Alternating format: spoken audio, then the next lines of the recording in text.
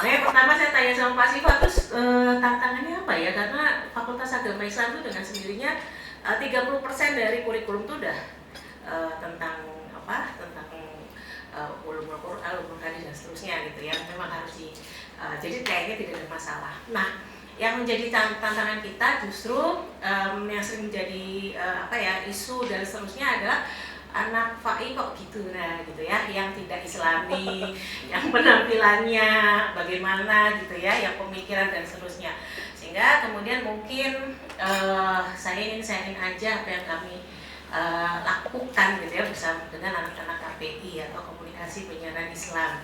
Nah, yang kami tuh diuntungkan karena nama pertama FAI, kedua namanya KPI, di mana dulu namanya jurusan dakwah. Nah, kemudian sejak awal mahasiswa masuk itu, meskipun most of them itu nggak dari MAN ya atau nggak berbasic pesantren, tapi mereka sudah dapat gambaran bahwa mereka masuk itu tuh ntar mau jadi dai, gitu.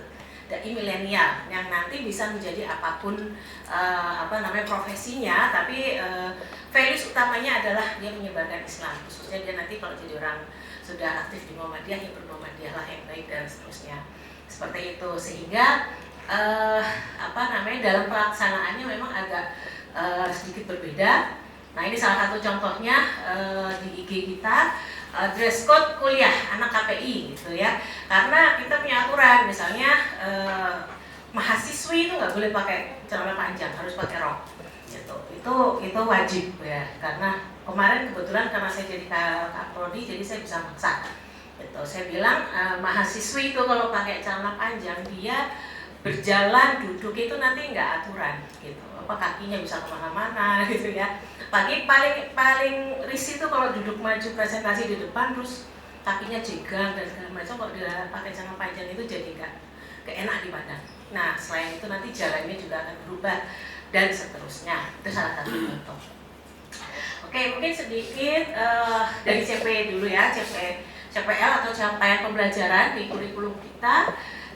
Beberapa kita sudah lihat ada integrasi ya, nilai-nilai itu. Yang pertama misalnya mampu berperilaku sesuai nilai Islam dan kemuhammadiyahan. Jadi nggak cukup sampai mereka paham ya, paham itu kan level udah, mestinya anak FAI mestinya sudah bisa. Dalam konteks BTAKI juga kan minimal B ya, nggak boleh kurang dari itu gitu ya, dan dia harus lebih baik, misalnya seperti itu. Yang kedua, nilai-nilai moderasi beragama dan nasionalisme. Nah, ini juga karena isu-isu radikalisme, ekstremisme itu juga menjadi masalah. Kemudian kita pengennya mereka nanti ketika nanti lulus, pemahaman Islam mereka juga yang sesuai berkemajuan ya, seperti di Muhammadiyah yang moderat, seperti itu. Nah, dan seterusnya. Sampai bisa membuat aktivitas dakwah, melakukan evaluasi dan seterusnya.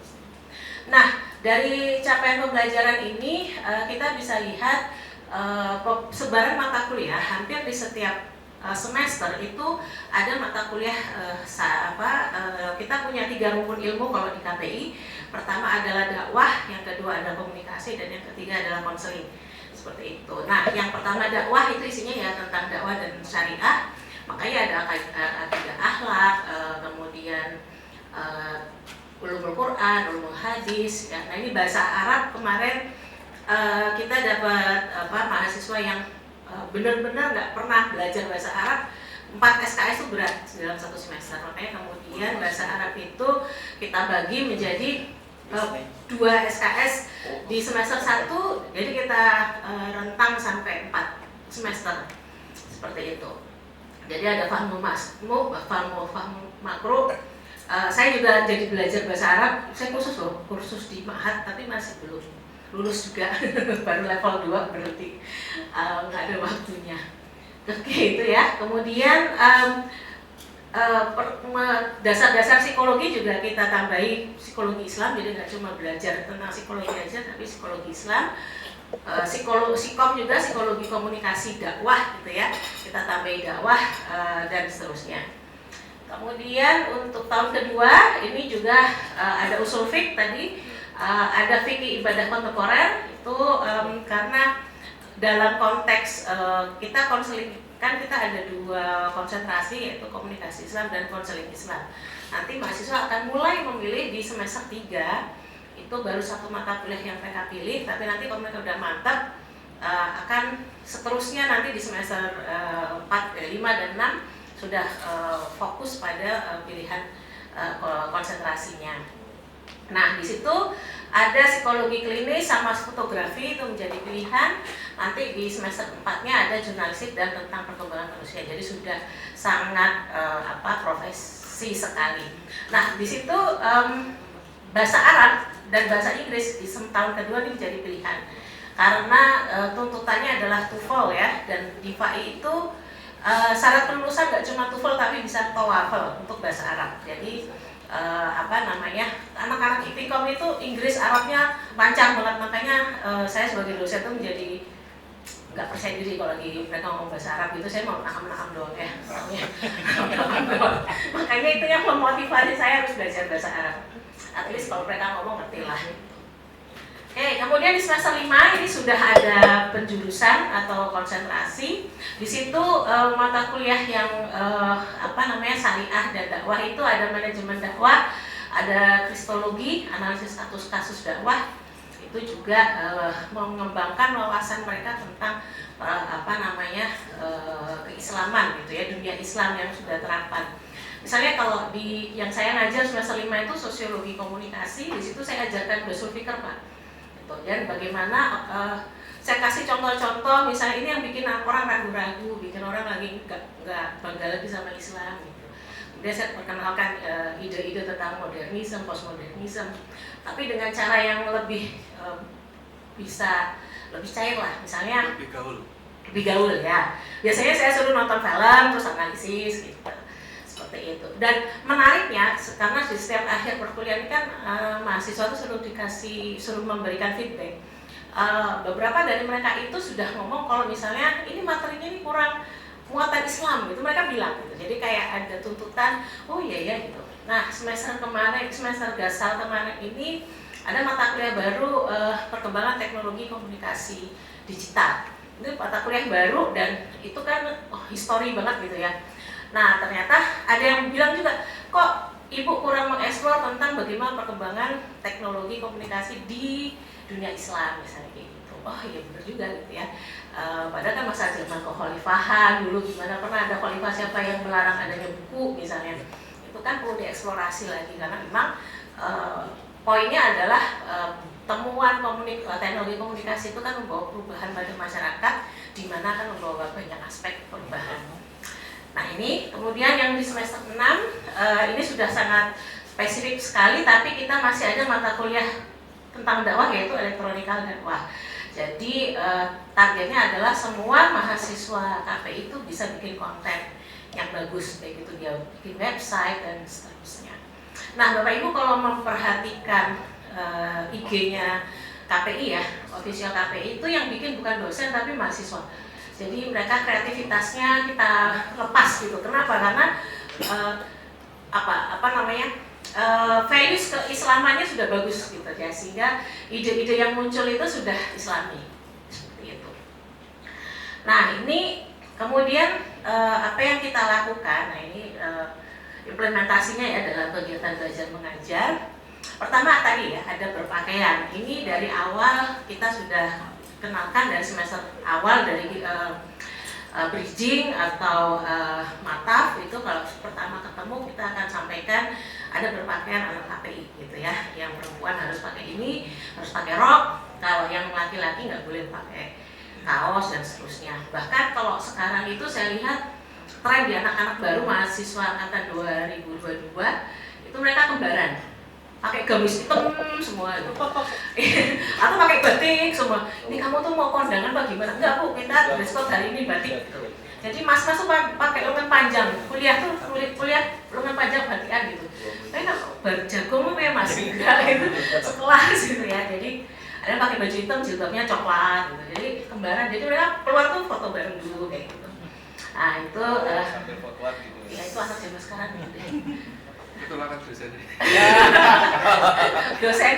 dosennya dikerjain. Nah, yang kedua ada pergaulan. Ada hal yang menarik dalam pergaulan. Ini sebenarnya tinggalannya Ustadz Fatur, Kaprodi yang sebelumnya. Itu anak KPI nggak boleh pacaran. Dan itu di awal kita sebut gitu ya, anak KPI nggak boleh pacaran. Nah justru sehingga paling tidak ketika mereka kepepet kudu pacaran itu nggak berani show up gitu. Kalau ketahuan di IG foto berdua itu pasti dipanggil. Enggak lah, dipanggil, dikasih ya, ada yang waktu itu kayak touring gitu loh, boncengan berdua kemana, foto berdua kemana gitu. Tapi diupload di IG, kemudian waktu itu ada yang lapor, bu itu bu ini situ gitu. Nah itu nggak saya panggil, tapi waktu ketemu masuk di kelas, yang putri tak salami terus tak isi. Kayak kemarin upload IG ya, wah udah pucet semuanya. Terus yang cowok ketemu saya gitu, mas nikah aja di masa gitu. Akhirnya mereka benar nikah, yang cewek lulus, yang cowok nggak lulus. Karena dia mungkin harus cari kerjaan, bla bla bla atau sibuk pacaran ya. Oke, itu ya, itu ada. Nah termasuk di kelas itu dengan sendirinya mereka duduk ya, PAI ya, masa duduknya mix cowok cewek enggak ya, jadi masih cewek di sini, cowok di sini, mereka akan terpisah sendiri, termasuk foto dan seterusnya. Nah, yang bikin ruwet itu makanya nggak mau duduk di samping Pak Indra tadi ya? Iya, saya merasa lebih enak duduk sebelah Pak.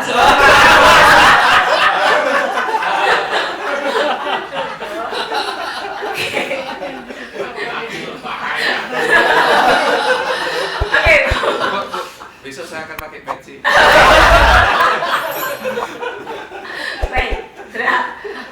Ada hal yang agak bikin ruwet adalah gara-gara pandemi kemarin ya Bapak Ibu sekalian.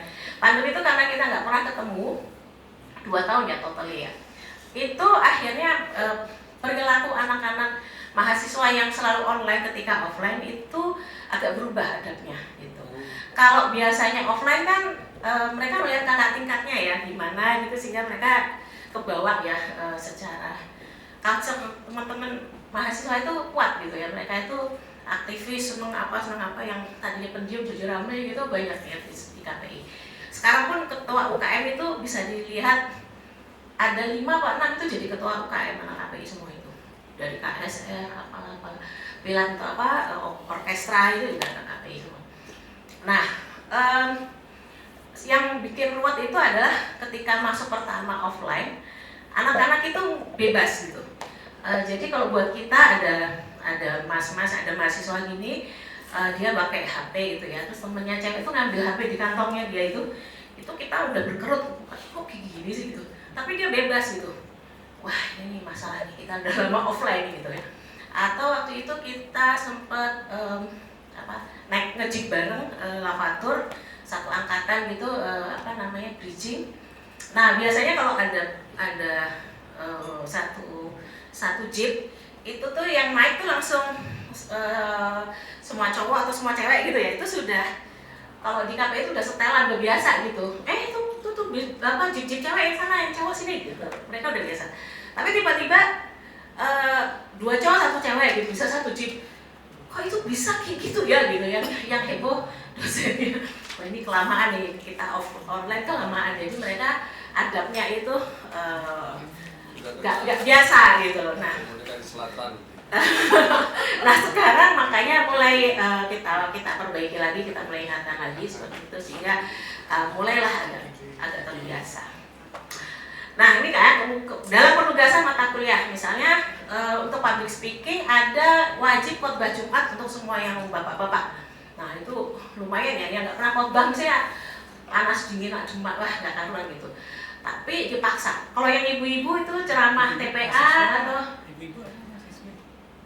mahasiswi, saya biasa panggil mahasiswi itu ibu-ibu. Mahasiswi itu ceramah di TPA atau di majelis taklim. Kalau wakil dekan khutbah nggak? Itulah kalau kebanyakan ngisi IKS jadi jarang khutbah sekarang.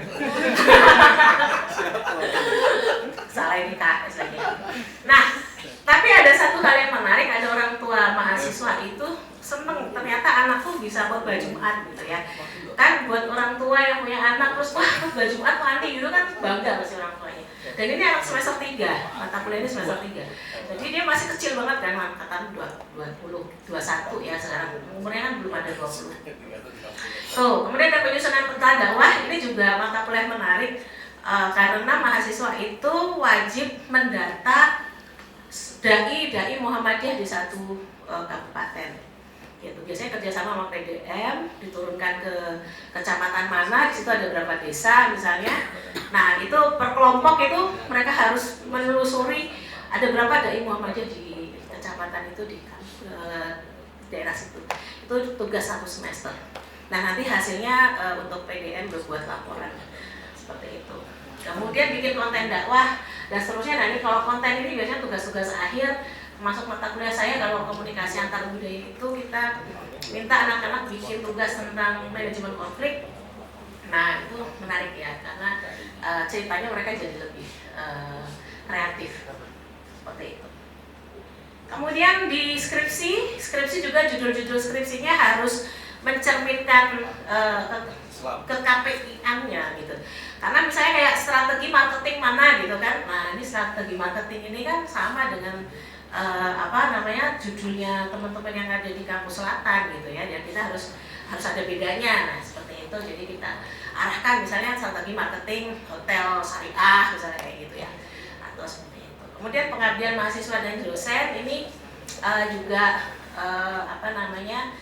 diarahkan. Alhamdulillah sekarang akhir-akhir ini juga banyak teman-teman mahasiswa yang suka ya ambil pengabdian. Kemarin juga YSI segala macam itu banyak yang tertarik. Kemudian berbagai kegiatan kemahasiswaan yang juga tentu saja meskipun mereka aktif dalam kegiatan itu, mereka tetap harus menunjukkan konsep mereka terhadap values Islam ya. Nah kemudian interaksi dosen dan mahasiswa, memang sebenarnya intinya tuh keteladanan dosen itu menjadi yang utama ya. Dan di kami kebetulan ya alhamdulillah dosen-dosennya sangat open gitu. Bahkan kemarin tuh ada yang cerita. Jadi kalau curhat sama dosen itu bisa bebas gitu ya. Terserah mereka pengen mau ngomong sama siapa. Kemarin tuh ada yang curhat ke Ustadz Fahmi itu terkait dengan ada yang kena ikut MLM gitu, terlanjur udah ikut tapi ini syar'i apa enggak ya? Ya itu datang Ustadz Fahmi di Mahat cerita segala macam gitu. Dan bisa sampai ke situ, padahal tuh mahasiswi yang nggak sendirian ya, ditemani yang lain juga. Bisa poligami. Oh enggak, kalau bisa saya poligami itu. itu seuzon loh Pak, nggak boleh Pak. Tapi tidak boleh begitu Pak. Adiknya dulu soalnya harus dihalalkan dulu. Ya, kemudian ya interaksinya informal, kemudian saling memahami. Kemudian satu hal yang menarik, kita punya KBI Alumni Scholarship. Ini sebenarnya program biasanya akhir-akhir semester ini mulai bayar. Ada beberapa mahasiswa yang nggak bisa bayar, itu kita dosen sama alumni ini bantingan untuk tutup uang SPP mahasiswa yang nggak bisa bayar.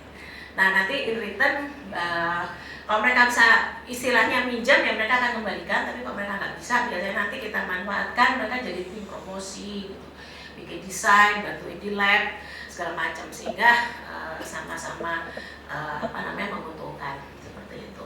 Nah ini sudah jalan alhamdulillah. Nah biasanya nanti ini kalau udah mulai banyak Bapak Ibu kelihatannya PIC scholarship ini kayaknya mulai banyak nih yang curhat-curhat pengen ada kesulitan keuangan gitu. Nah biasanya nanti kita pentingan. Nah satu hal yang membuat kita menjadi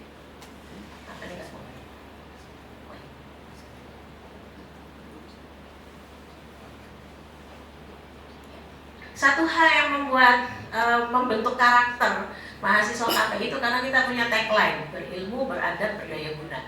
Nah ini sudah kita kenalkan dari awal masuk juga. Jadi biasanya anak-anak itu sudah paham filosofi gitu kenapa mereka masuk di KPI. Berilmu berarti kita harus punya ilmu Islam dan ilmu yang lain dengan baik. Beradab kita harus selalu menjaga adab, dan berdaya guna itu harus bermanfaat. Jadi biasanya KPI UM ya, berilmu, beradab, berdaya guna gitu. Itu internalisasi banget gitu ya, sehingga teman-teman itu menjadi sangat engage gitu. Nah ini contohnya terakhir aja. Mungkin bisa diajarkan yel-yelnya pada audiens.